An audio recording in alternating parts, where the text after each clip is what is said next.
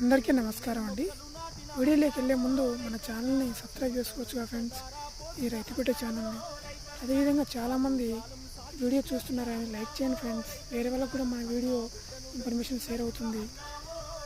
ప్రధానంగా అరటి తోటల్లో నాటిన తర్వాత కలుపు మొక్కలు పడతాయండి.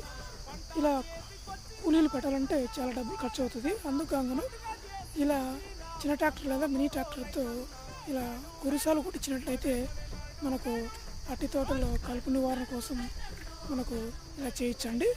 మీ ఊర్లో ఏ విధంగా చేస్తున్నారనేటువంటిది మీ కామెంట్ రూపంలో తెలియజేయచ్చు ఫ్రెండ్స్.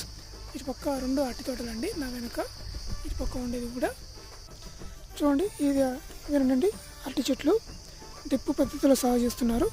చూడండి, ఇలా గురువు కొట్టించినట్లయితే కలుపు అనేది నివారణ జరుగుతుందండి ఈ వర్షాకాలంలో.